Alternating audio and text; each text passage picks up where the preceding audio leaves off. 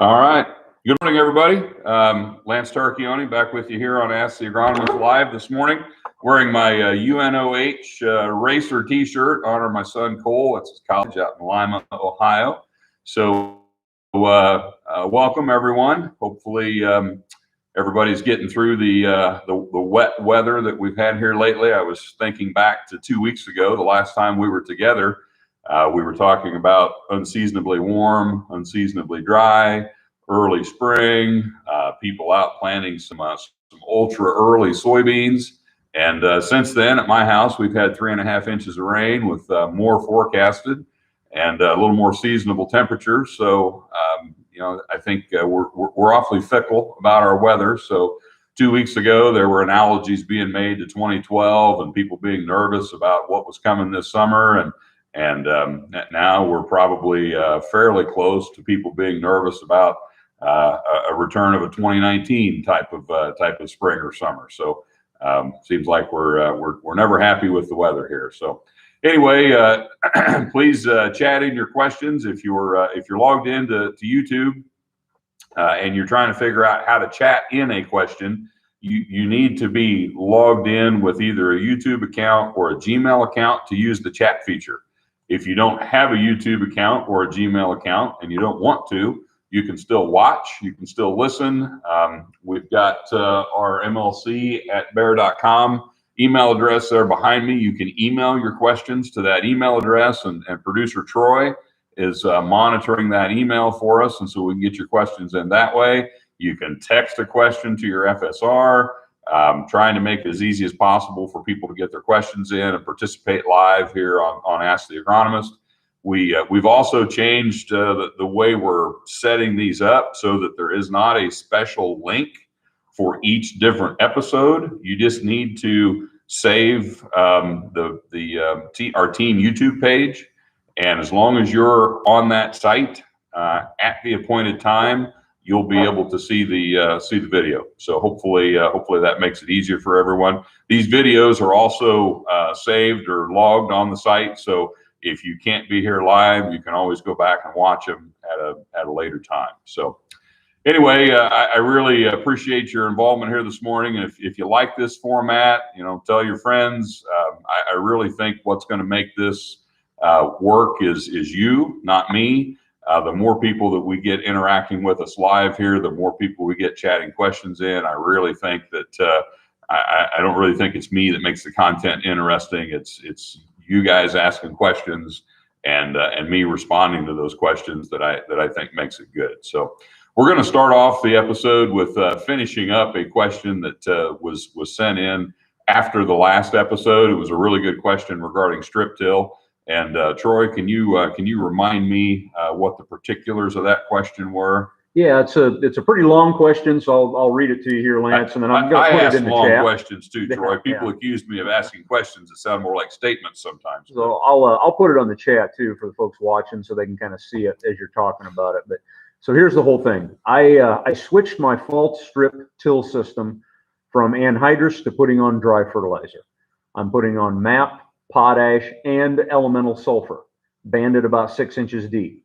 Do I need to worry about tying up micronutrients with the higher concentration of fertility in the strip? And are there any other nutrients that I should look into putting in the strip? Okay, so great question. Lots of, we could spend the whole hour probably digging deeper into that question. The first thing that comes to my mind is it sounds like this individual made a conscious decision to not apply nitrogen in that strip in the fall. Most people do. I'm not a huge, fall end guy myself, but to be honest, I don't know that there's anything wrong with using nitrogen in the fall if you're doing it the right way. And some of the best corn in the state, is grown following fall nitrogen. So I don't necessarily think that in that scenario you had to, have a one or the other decision. Most strip till is done with nitrogen only. There is a segment of strip till that's the type that I like to do when I get the chance to. That's nitrogen and fertility. Then there's a smaller segment that's doing fertility only, and then there's a very small segment that's doing neither. They're just making the strip. So there's a lot of different ways you can do fall strip till. So I guess to answer the question directly, I do not believe I'd be worried about tying up any nutrients or competing with any other nutrients or interacting with any other nutrients in the soil because you're putting that fertility in the strip. So I think having the fertility in the strip is great. Not everybody has access to equipment that can do that, but if you do, I would certainly be using it. Up to you whether you want to put nitrogen on in the fall or not. If you do, I'd say two things. Definitely have an inhibitor with that, and leave room in your nitrogen budget to apply some spring nitrogen. I don't like to see 100% of your nitrogen applied in the fall, and sometimes the mistake people make is they put too much on in the fall, and then they're really applying what I would consider to be excess nitrogen to apply spring nitrogen, or maybe if they decide they want to do a side dress application. So leave yourself room in your nitrogen budget. As far as other nutrients go, yes, there are other nutrients that you could look at in the strip. I've done boron in a strip. I've done zinc in a strip. There's different ways to do that. Work with your fertilizer retailer to explore what options they might have. There are ways to impregnate micros on dry fertilizer.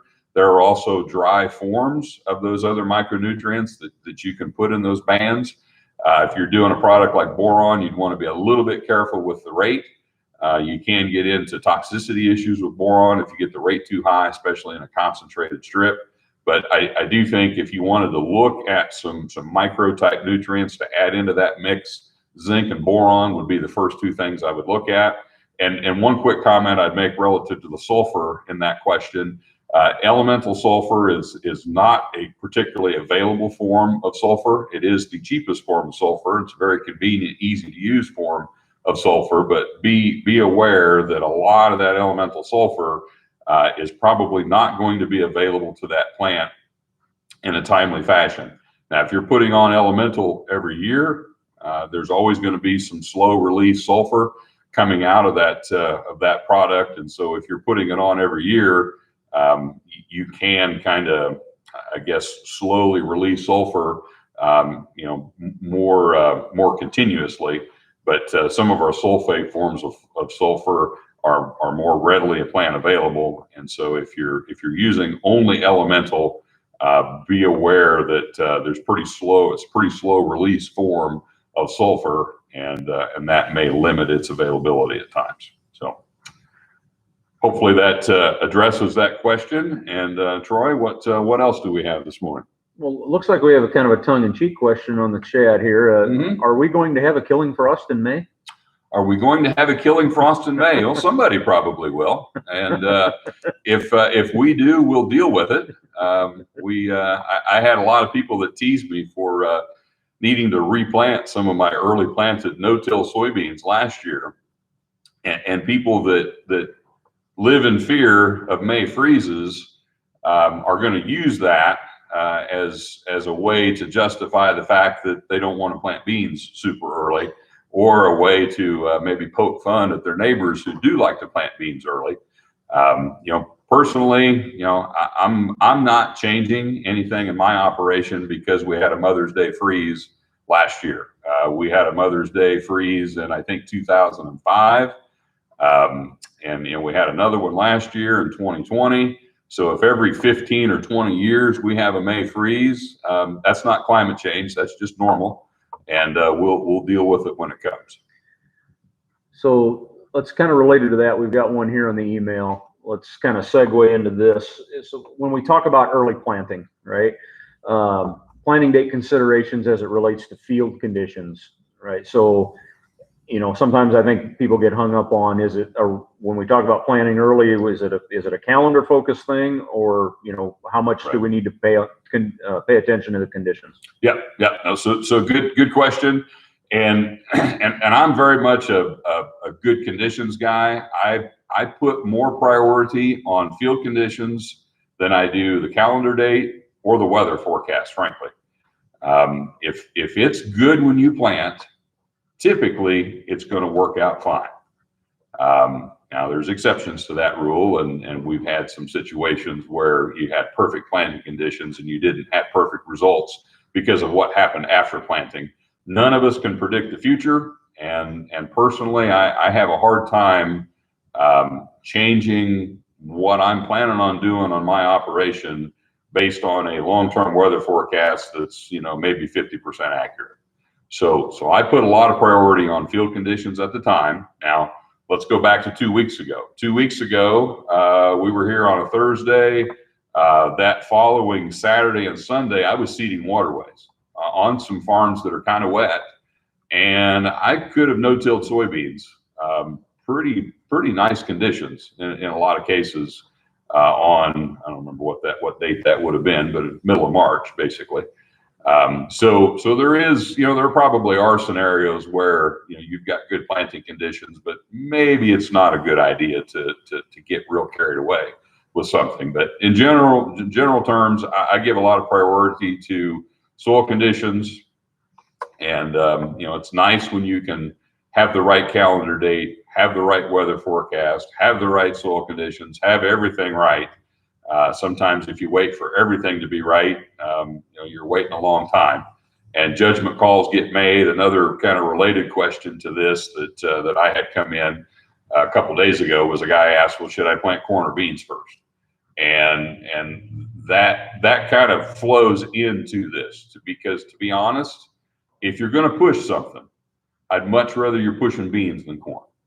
So if you're going to plant something in, less than ideal soil conditions, if you're going to plant something that feels uncomfortably early, if you're going to plant something with a weather forecast that looks kind of scary, I'd much rather it be beans than corn. Now, there are scenarios where the best thing you could do in that situation is nothing. But if you feel you have to do something, and that's often the case, there's a lot of peer pressure to be planting. We put a lot of pressure on ourselves. Our crazy neighbors put pressure on us.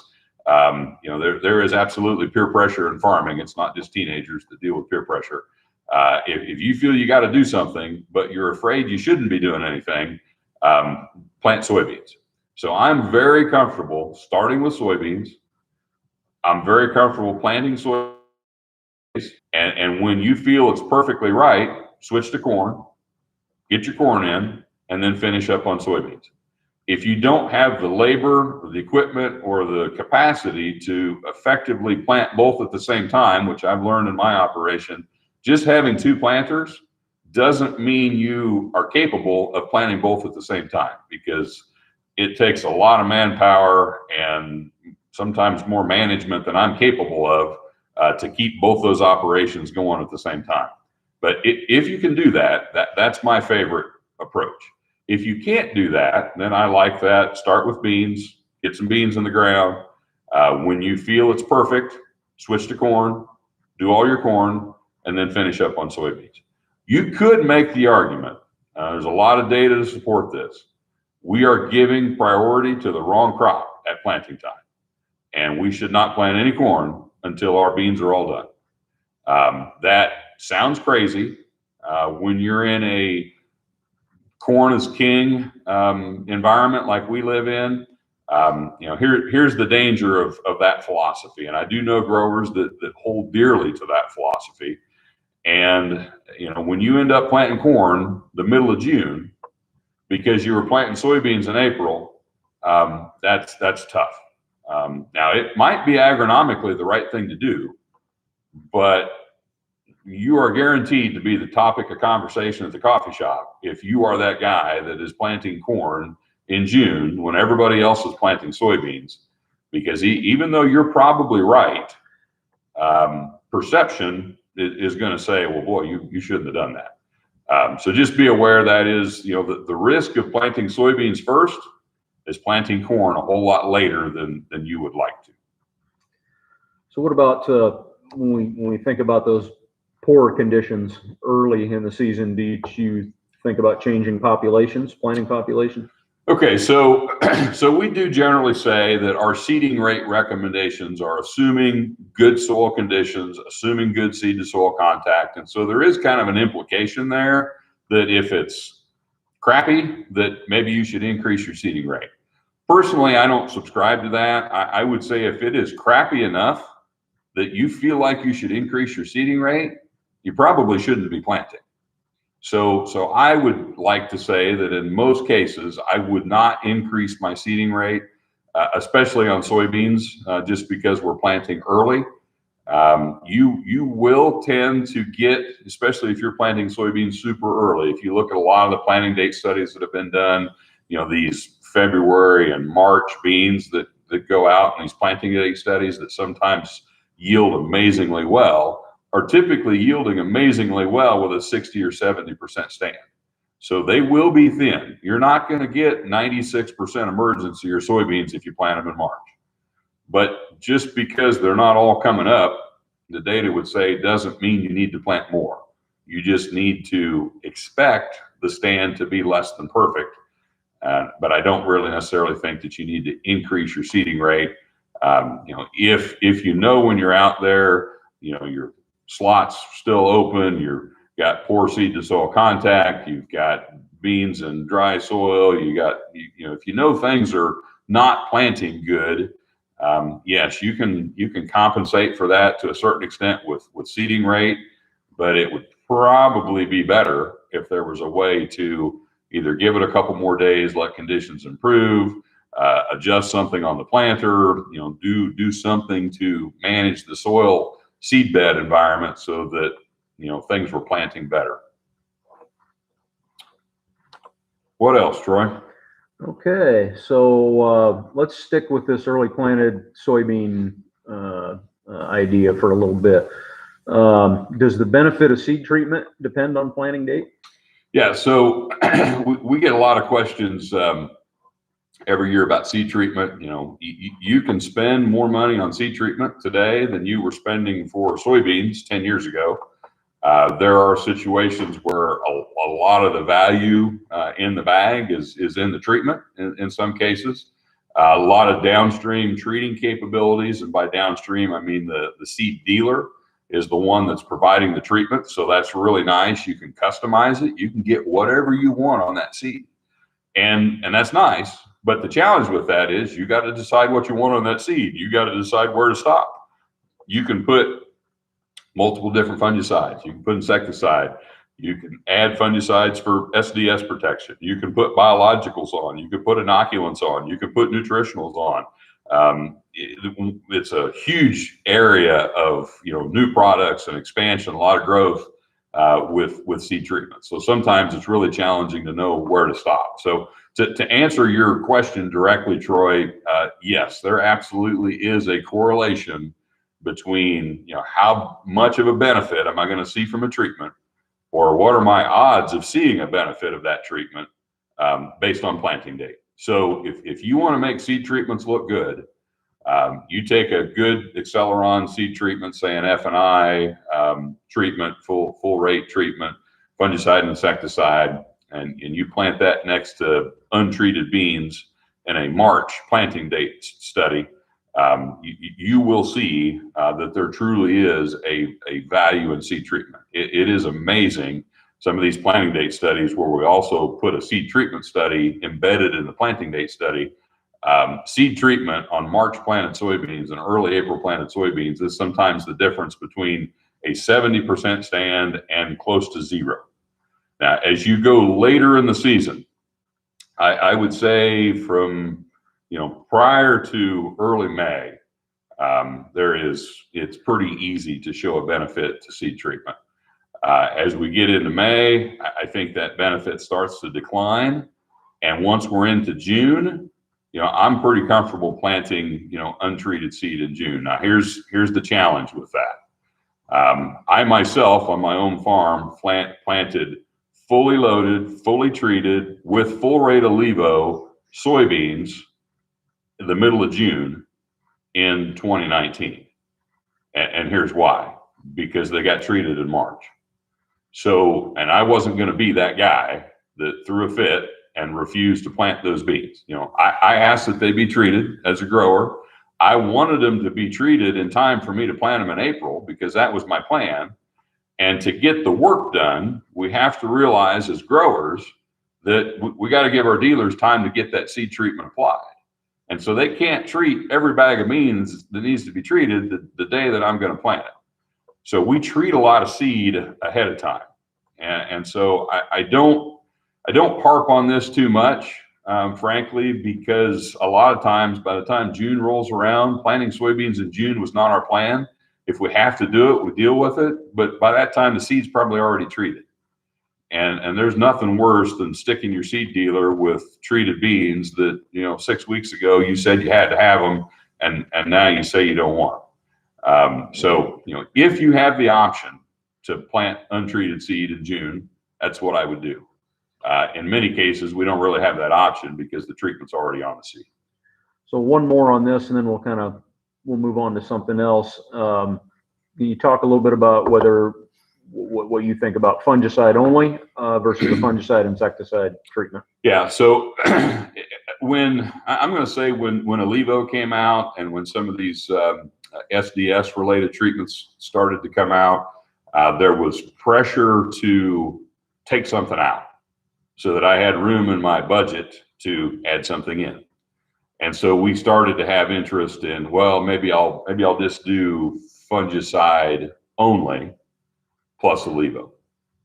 I don't want to spend the money on the insecticide. I personally think that's a mistake. I think the insecticide, the neonic insecticides, the metacloprid is what we use. There are others out there. Those products all have a benefit. And I really think that there is an interaction between fungicides and insecticides in a seed treatment, just like there is in an R3 foliar fungicide insecticide application. And frankly, it is easier, if you do the work, it is easier to show a yield benefit to the insecticide that's in that seed treatment than there is to the fungicide in the seed treatment. We are doing it because of the fungicide in a lot of cases, but I actually think we're probably more of the yield response we see is actually coming from the insecticide. So I think pulling that insecticide out of that seed treatment is a mistake. I would keep it in there. I'm kind of a full Monty guy when it comes to seed treatment. Go big or go home. I'd have the F&I. If you're planting early, I would have something in there for SDS protection. If you're worried about nematodes, if you're using Alevo for SDS, you've already got the nematode protection built in there. Inoculants are another thing that put together there. And in theory, each one of those pieces will more than pay for itself. Now, sometimes it's hard to swallow the $20 plus a unit price tag that comes with some of those fully loaded treatments. But in today's market, we're talking 2 bushel of beans to cover that seed treatment, and it's not hard to get 2 bushel of beans from a seed treatment that's giving you a good fungicide, a good insecticide, SDS protection, and inoculation. Okay, so we got another one came in on email here. This is one of the trials that was done on decalb corn varieties, and I'm not sure which one, what he's referring to, but one of the trials that was done on decalb corn varieties showed there was quite a difference in varietal response to starter fertilizer. Can this really be? Okay. So I've seen some of those studies as well. I think to know that a treatment difference is real requires multiple locations, multiple years, and replication. Troy and I have jokingly had this argument over the years, and he accuses me of changing my tune, and I have. I used to tell him at the Learning Center, there's really no value in doing something once. And if you're the only guy that's going to do the trial, don't mess with it, because anything can happen one time. And sometimes when people see something one time, it really makes a lasting impression on them, and that bothers me as an agronomist, because if it happened once, it don't mean, I told people I try not to cuss, it don't mean crap if it only happens once. So, a lot of the studies that we do, you got to take the results with a grain of salt. So if you see something one time, it's like, that's interesting. Let's repeat that study, or let's get 10 other people to do the same study, and let's see how repeatable that result is. Because if you're trying to get something published or established, that something is scientifically true, it needs to be repeatable. Anything can happen once. So I would say that genetics influence everything.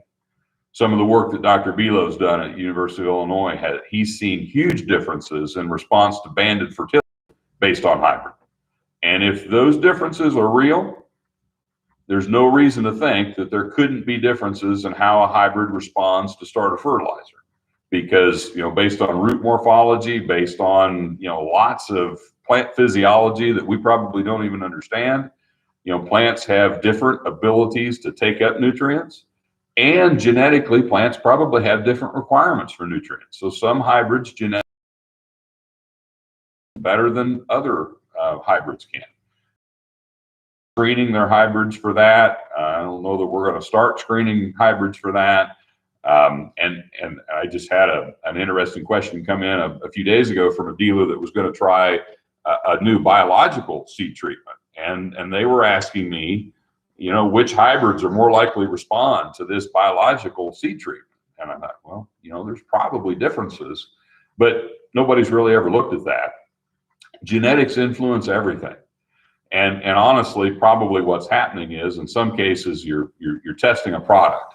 The hybrid you tested on probably does influence the results you see from that product, but we don't really think too much about that. So if that product was lucky and ended up going on a hybrid that needed it more or wanted it more, it's going to make that product look better. The next guy that tries it and sees no response at all, is it because of the product? Is it because of the environment? Is it because of the different seed product that it was tested on? So all these things interact together. We're probably never going to be able to answer all those questions. And if we were doing the trials to answer those questions, frustrating thing that can kind of, I can be sometimes kind of a negative thinker. And let's say it's going to take me 3 years to do enough trials to figure out, does this product really respond to this or not? And by the time we have the answer to that question, we're not selling that product anymore. It was kind of a waste of time to start trying to figure that out. So I think we need to acknowledge that, not every hybrid is going to respond the same. There are agronomic practices. Starter's a good example. There are benefits to that practice. Now, there's times that it is difficult to prove the benefit to starter, period. And it would be, if it's statistically difficult to prove there's a benefit to the practice, I'm going to say it'll probably be statistically impossible to ever, with a lot of confidence, know which hybrid is responding more to the practice than another. But you absolutely will see differences. I've seen those differences. If you do a trial like that on your farm, you'll see those differences as well. How real are they? How repeatable are they? How important are they to consider? At the end of the day, we used to look at nitrogen rate by hybrid. And that's something that a lot of people just intuitively thought, oh, there's got to be big differences in how much nitrogen hybrids need, or there's got to be big differences in when they want their nitrogen. I want to manage my hybrids, hybrid specifically. And you, as my seed company, you should be able to tell me how much nitrogen this product needs and when it would prefer to have it. Well, good luck figuring that out, because it is a real challenge. And at the end of the day, are there differences between products? Yeah, I think there probably are. How significant are they? And is it a big enough difference that you're actually going to manage one hybrid differently from a fertility standpoint than every other hybrid you plant on your farm? I'm going to argue it's not worth the trouble to do that. You all have the way you like to do things. If you like to use starter, there's a certain mix, a certain rate, a certain product that you like to use. Are you going to change that because somebody said this hybrid over here, might like a little more phosphorus? I would argue you're probably not going to change that. So a lot of times those differences are more, they're interesting. They're food for fodder for conversations like this. But in the real world, I don't really know that they matter. So following up on starter fertilizer and corn, a lot of the data out there that shows a fairly consistent response when that crop is exposed to prolonged cool, damp conditions after planting. That seems to be when you see the most consistent. What are you on that? Yeah, I would say there's reasons that makes sense. When that soil is cool, maybe wet, That is not a good environment for root development. So if you're in a situation where that corn plant is struggling to get its roots established and it's working with a, less than, it kind of makes sense that if you've got a concentrated source of fertilizer closer to the plant, that's more available to the plant, you're more likely to see a benefit. If you've got perfect conditions where that soil is mineralizing lots of nutrients, so there's actually there's two benefits there. If that soil is warm and moist, there's actually more nutrients plant available, and you've got a plant that's probably got a better root system that's able to intercept those nutrients better. So for two reasons, a warm, moist soil is probably less likely to show a big response to starter than, say, a cold soil or a wet soil or maybe a dry soil or an environment that is less conducive to nutrient availability, or you've got a plant that for whatever reason is less able to go after those nutrients. So we're going to go back to soybeans now for a little bit and talk a little bit about weed management in these early planted soybeans. Yeah. When should we be applying the when we think about these really early planted soybeans, what should we be adjusting in weed management? Yep. And in the dicamba era, especially because of some of the label restrictions that we've been dealing with on dicamba, which those 5-day after planting restriction on the dicamba label, which we no longer have.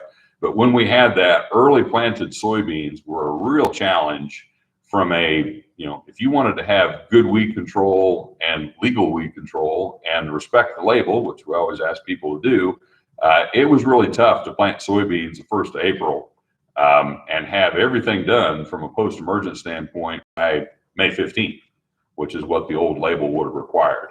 And an important part of having success with early planted soybeans is how do you manage your pre? So there's a couple ways I could go with this. So let's say you fully intend to plant soybeans April 1st. You're going to want to pre on, ideally within 10 days of planting, either before or after. And my retailers in the audience all just cringed. We'll talk a little bit more about that. But you really want to get that pre on as close to planting as possible. So if let's say 10 days ago, we could have sprayed a lot of pre's. But putting the pre on a month before you plant, it's pre, but you really don't need the field to be clean before planting. We want the field to be clean in July, August, and at harvest. So the closer you can get that on to planting, the more benefit you're going to get out of that residual product as far as in-season control. There's really nothing wrong with spraying your pre after planting, but it does put a lot of pressure on your retail applicator to get it done in a narrow window before the beans come up, because once they start to, they don't even have to be up. If they're just cracking through, you can't put PPO chemistry, which is some of our best chemistry in our pre's, you can't put those products on. So you really restrict yourself. You got your hands tied behind your back because you now can't use some of the best water hemp products on the market because you waited till after planting to put your pre on, and then we got a weather delay, or you were too far down on the list. Guys couldn't get to you in time, and you've got beans starting to emerge, and now you've got to switch up your pre to something that you can put on beans that are starting to emerge. So that's the risk of delaying the application until after planting. From a pure weed control standpoint, the very best day to put your pre on would be about 2 days before the beans come up and about 2 days before you get an inch of rain. If you could script that and do that every time, just be aware that if your plan is to ended up putting it on a month before planting, to reduce the amount of weed control that you get from that application because it went on too far ahead of planting. So it's a challenge to manage that in some cases, because things happen, weather delays occur. We have equipment breakdowns. We got a lot of work to get done in a short amount of time, and we make a lot of concessions. And those are real world issues. You can have the most perfect system in the world, but if you can't get the work done timely, it's not going to work. So we do have to make concessions. But in general, just try to get that pre-on as close to planting as you can. And that's going to give you the most benefit in season. And then the second important piece of that is your first in-season application. Whenever your first in-season application occurs, needs to include additional residual. Because I would say that in most cases, best case scenario, you're going to get about 30 days of weed control out of that pre. Now, if the soil's really cool and we're talking really early in the season, it may look like you're getting more than 30 days residual out of that, but I wouldn't count on more than 30 days residual out of it. So if you're gonna try to do true overlapping residuals, and overlapping means you have to get the second application on before the first application quits working, because if there's a 2-week gap in there, if let's say the pre runs out on May 10th, and you don't apply your post until June 1st, that means you had a 10-day window there where weeds can emerge, because the residual chemistry in the soil was at too low a rate to prevent emergence. That's fine if the product you're spraying post will kill the weeds that came up in that 10-day period. But if you're trying to manage, let's say an extend system without using dicamba post, and you've got water hemp that came up in that 10-day window, you're probably not going to get those. And so that's the idea of the overlapping residuals. And I do think, we know there's going to be less dicamba sprayed post this year than what we've been doing in the past couple of years. And there are people that are happy about that. And there are people that are sad about that, and they're probably not going to change their mind. But it is going to make a difference, because if you've got emerged weeds post, I would like to have dicamba in that system. So we need to be on our A game with our pre, and on our A game getting our post applications on timely with additional residual to prevent those weeds from emerging. That way we don't have to control them post. Lance, maybe touch on, as we talk about these different weed control systems, talk about communicating with your neighbors. Yeah. So good call out, Troy. So I really think, there's lots of things in my head as I think about soybean weed control this year. So it's going to be a very different situation from what we've really ever experienced before. I would argue that 2021, there will be more diversity in what people are doing to control weeds in soybeans than maybe there has ever been. Back in when I came into the business back in the early 90s, pursuit programs were dominant. That's what almost everybody was doing. When those product programs started to fail, that's when Roundup Ready came in, and at its peak, probably over 95% of the soybeans being grown in the country were utilizing a Roundup Ready program. Then Extend came out, and probably at its peak, maybe 2/3 or 70% of the soybeans in the country were using an Extend program. Well, now we're going to have guys doing Extend. We're going to have guys on Extend Flex. We're going to have people that switch to the doing Liberty Link GT27 or a straight Liberty system. There's probably some acres of, straight Roundup still out there. So you've got all these different systems. And I think a lot of people think that because they've got more options now, that some of the challenges we've been having in the past few years, as far as everybody getting along with everybody else, is going to get better. I would argue it's probably going to get worse before it gets better, because we're all using these systems that are pretty incompatible with each other. So it's really critical, probably more critical than it's been the last 3 years, to make sure you're talking to your neighbors. If your neighbor's been an Extend guy and you've been an Extend guy, life is good. And let's say you're now an Extend Flex guy, but your neighbor's now an E3 guy. Well, you two are no longer compatible as far as herbicide systems go. Hopefully you're still compatible as neighbors, and that's the goal here, is for everybody to stay compatible as neighbors. But we need to be having those conversations, because almost everybody is doing something different this year than they did last year. If you've stayed with dicamba, you've probably switched from Extend to Extend Flex, which in some cases you're still using dicamba. In some cases people are using Extend Flex because they are going to not use dicamba, and Extend Flex gives you the opportunity to use Liberty. If you're using an Enlist system, you're going to be using either Liberty or 2,4-D in that system, or maybe both in some cases. So it's really critical. I would argue more critical than it's been in recent years, to make sure we're on the same page, or or at least know we're on different pages. We can't always be on the same page, but know what page you're on, know what page the neighbor's on, and make sure that we're having good communication, and make sure you're looping your applicator in to that. And don't, and this is a plea I will make to farmers. If you hire your application done, if you're not doing your own application, there's a lot of acres that get retail applied. Don't just dump that in the lap of your applicator, because your applicator doesn't necessarily know your neighbor. It's not necessarily, yes, your applicator is liable for what happens, but it's not necessarily, in my opinion, your applicator's responsibility to talk to all your neighbors. They're your neighbors, not his. So I think you ought to be talking to your neighbors and help your applicator manage through those conversations.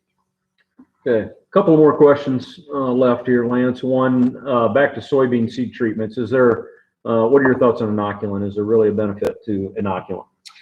So I do think there is a benefit to inoculant. The old recommendation was, if you've had soybeans in a field within the last 10 years, you shouldn't need inoculant. As inoculants improved and got easier, that got narrowed up to, say, 5 years. So I think kind of today, I think most universities would say, if you've had soybeans in a field within the last 5 to 10 years, just because it's not necessary doesn't mean there's not a benefit to using it. So I personally think that it's not difficult in a normal 50-50 rotation to get a half a bushel of soybeans additional yield from using an inoculant. Now, you may say that, well, what do I want to screw around with buying something to get a half a bushel of beans for? Well, if you spend $3 and get 6, I think you'll do that happily. And if you get half a bushel of beans at today's bean prices, that's about a 2-to-1 ROI on throwing inoculant into that system. So inoculants are higher volume liquid products in a lot of cases in the seed treatment. So they can make the application a little more challenging for the person doing the treating. So you want to make sure and work with your dealer that's treating your seed to make sure that they can handle that. And I wouldn't, if you've already had your beans treated and you didn't ask for inoculant, I wouldn't go back and retreat them just to add the inoculant, unless you're in a situation where, and I'll give a good example. A grower who's a friend of mine is farming some river bottom ground that for a long time was in CREP or in CRP. That ground had not had any crop on it in over 15 years. And it's unclear when the last time, or if ever, it had soybeans on it prior to going into the 15-year program. So it's either never had beans on it, or at least didn't have beans on it for 15 plus years. The first year they planted soybeans on that ground, they did use inoculant, which is a good decision.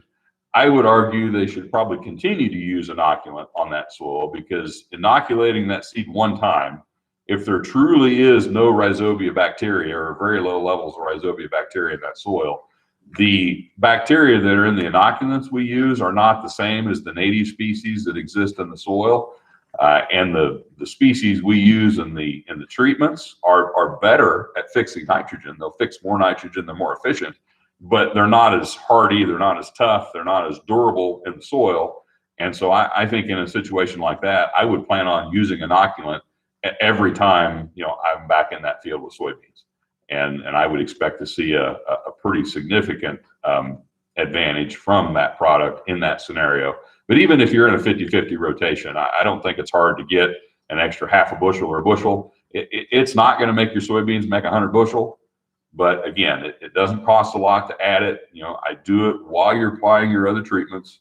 Don't make it a separate step. Just do it along with your regular package. But inoculant, please don't hear me saying you got to add it to it. You don't. So got one more here, Lance. So I would say kind of last call for questions. If you have them, chat them in or send them to the email, and we'll try to address what we get here. But the last one we've got for now is been hearing a lot about soil carbon, carbon sequestration. Hearing just a lot of different things about it. What are your thoughts there? Yeah. So it's a real trendy thing right now in agriculture to talk about how is agriculture going to help address the carbon issue. So if you're of the opinion that we are, through burning fossil fuels and just living our lives, generating too much carbon dioxide, putting too much carbon dioxide in the atmosphere, that's contributing to climate change. You can believe that or not, but agriculture is in a position to help address that issue. So there are a lot of programs that are coming out from a lot of different companies. Bayer's got one that we're involved in, where producers can enroll in a program, maybe receive incentives for practices. And the two practices that you can get incentives for in our program would be cover crops and no-till or strip-till. And it gets a little complex, based on, have you been doing this practice, or is it a new practice? If you've been doing it, how long have you been doing it? It's not an easy thing to necessarily say broadly how good that program would work for everybody, but there's certainly a lot of interest in it. In addition to the incentive payments, you can also basically get paid for your carbon credits that you're generating by showing how much carbon you're storing in the soil. So carbon sequestration, that'll be the buzzword for today's episode of Ask the Agronomist, is taking CO2 out of the atmosphere, storing it in the soil as soil carbon, which there's a lot of carbon in soil organic matter. So if you can store carbon in the soil, that does two things: keeps it out of the atmosphere and actually improves the quality of your soil. So it's a win-win. And that's why agriculture is in a position to help this situation. And that's why there's so much interest in it. And if you're, interested, if you've been thinking about switching to a no-till or strip-till system, or you've been thinking about dabbling in cover crops, great opportunity for you to actually receive some incentives to do something you've been toying with the idea of doing anyway. Now, if you've been doing it for years, then it's a little trickier, and we would have to get into the little more specifics of your situation as far as how long you've been doing it. There's also a lot of producers that are in kind of a rotational no-till system, where maybe they no-till their soybeans but not their corn. Maybe they're using cover crops in soybeans but not in corn. So a lot of people will qualify for incentives on at least some of your acres. Let's say you've been I grew up on a no-till farm, so I've been a no-tiller, if I count when my dad started. We've been no-tilling since 1978. Nobody's going to pay me for doing something I've been doing on my own for 40 years. But I just picked up some new ground this year that I haven't been farming for 40 years. So I think a lot of people can qualify for something in these programs. But certainly something to look into, and there's a tremendous amount of, 20 years ago, not 20 years ago, 40 years ago, no-till was the thing, and then cover crops became the thing, and now carbon is the thing, and carbon and cover crops are kind of all related. And so, we've been in an era here where you couldn't pick up a farm magazine without seeing 15 articles about cover crops. Now, carbon is giving cover crops a lot of competition for what's going to dominate the farm press. So a lot of work going on there. That market is still growing. It's a very new thing. What a ton of sequestered carbon is worth today. And what it's worth 10 years from today, nobody really knows. The perception is that, it's going to be more valuable over time, but there's no guarantee in that. We can kind of look at how things have gone in Europe. The carbon market in Europe is a more mature market. Europe is obviously more heavily regulated than we are here so far, although you could argue that's changing. So we can kind of look to other parts of the world of what they're doing with carbon and maybe make some predictions of where we're headed here. But if you're interested in knowing more about carbon, I'd talk to your local DeKalb Asgrow FSR, and he can give you, or she can give you, details of our carbon program. I think the signups for the 22 program start soon. Is that right, Jennifer? So so there's certainly lots of interest and a lot going on in the area of carbon. Okay, well, I don't think we've had any more. Yeah, one more here. We do. Okay, good. Somebody got one in under the wire. Another one come in on the chat here. So corn on corn, is Smart Stacks enough protection? And maybe just talk in general about kind of the best place for the corn rootworm traits, or insect traits in general. Sure. Okay. So great question. So kind of running the gamut here this morning. That's great. We talked about soybeans a lot. Now we got a corn on corn question. So those are kind of the two polar opposite ends of the world. We got guys that are trying to make soybeans be all they can be, and then we got guys that just don't really like soybeans. So we'll do some corn on corn. So when it comes to rootworm protection, how many of you have heard an agronomist say it depends? I think I'm gonna have my daughter make me a T-shirt that says it depends, and I'll wear that for Ask the Agronomist. My joking comment is, any agronomist worth his salt can take any question, talk about it for 10 minutes, share a lot of information with you, but really never answer your question by using that "it depends" phrase. But when we talk about rootworm in our part of the world, and I'm going to define our part of the world as the west central part of Illinois, we still have not seen a resurgence in our first year rootworm population. East Central Illinois is seeing a resurgence in the first year rootworm population, the variant Western corn rootworm. 10 years ago, we had fairly significant variant pressure in lots of my territory. So it feels like, based on what we're seeing in East Central Illinois in first year corn, and based on what we started to see the last couple of years in corn on corn across the state, we are absolutely, our studies show this, rootworm pressure shows this, rootworm pressure, root digs show this, the rootworm population is rebuilding. We are planting less rootworm corn every year than we have for years. So there are more acres that are a good environment, a good home for corn rootworm. So we know that population is going to rebuild. Is it going to rebuild to as bad as it was 10 years ago? We don't know. We also know that we are seeing an increase in resistance to traits in certain markets. Now, I haven't had an issue with that in my market, so I see very good performance from Smart Stacks in what I would call, heavy rootworm pressure in central Illinois. Now, you go to northern Illinois, you go to southern Minnesota, you go to northeastern Iowa, you go to parts of Nebraska, kind of the true corn on corn parts of the country, where guys, soybeans is a dirty word. We're having a lot of trait performance issues in those markets with all rootworm traits. Doesn't really matter which one you're using, they're all struggling. And in those markets, there are guys that are using a trait and a full rate of insecticide, which is not our recommendation, but they're choosing to do that and still not satisfied with the level of root protection they're getting.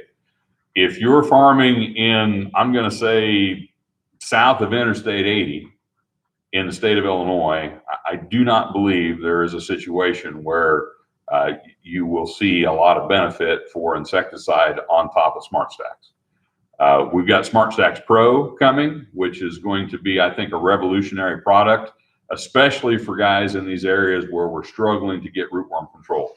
In my market today, I don't think there'd be a huge demand for Pro, because Pro is basically going to give you, the highest level of rootworm protection that we've ever been able to offer.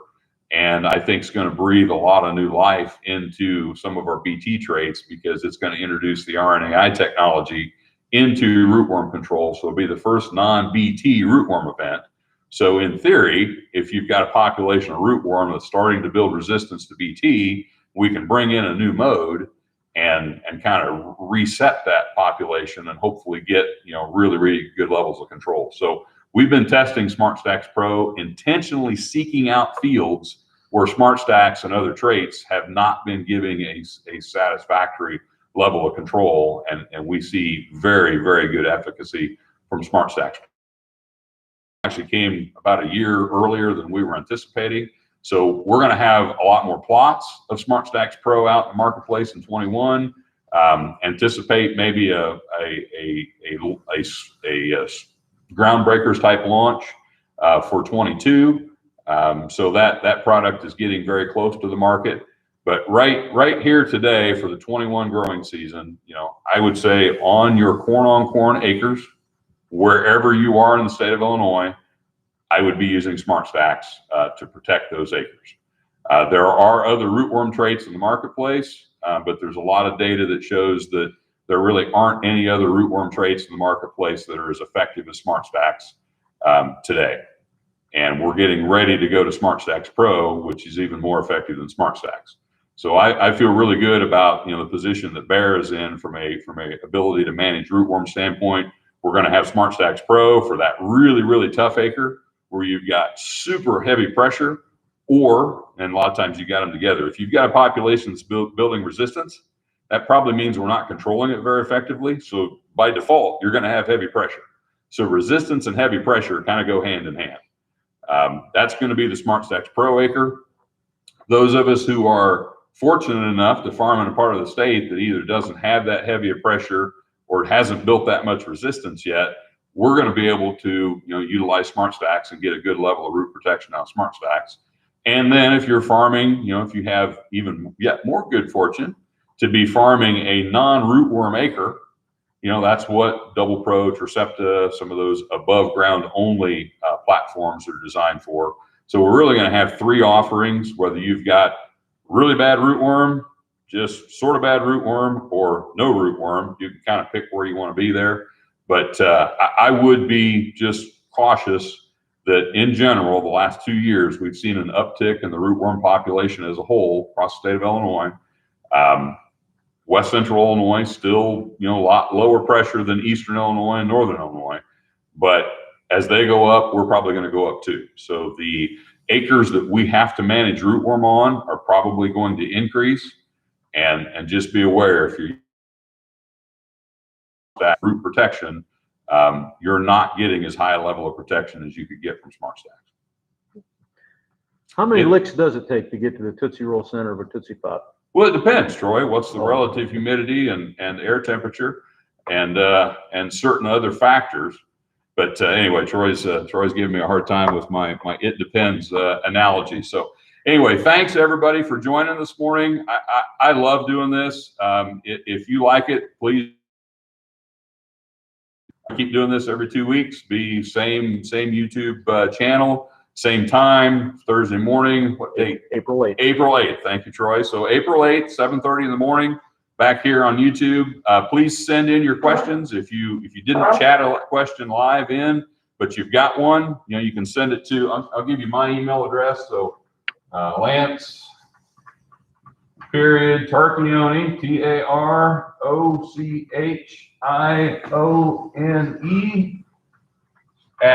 @Bayer.com. So if you've got feedback, things that you like, things that you don't like, things that you want to see differently, if you're really tired of looking at me and you want me to be replaced by some other TA, give us that feedback as well. If you've got questions, suggestions for topics, please email those in, give them to your FSR, give them to your dealer. If you think this is something that you see value in, tell your friends. And one last thing I would ask too, you probably will need to create a YouTube account to do this. I don't know this for a fact, but we would like you to subscribe to our YouTube channel. And getting subscriptions to the YouTube channel would give us the flexibility to use a mobile device for doing this rather than just using a laptop. Gives us more flexibility. So if you don't mind, if you like it, sign up for the DeKalb Agro YouTube channel, and hope to see you again in 2 weeks. Thank you.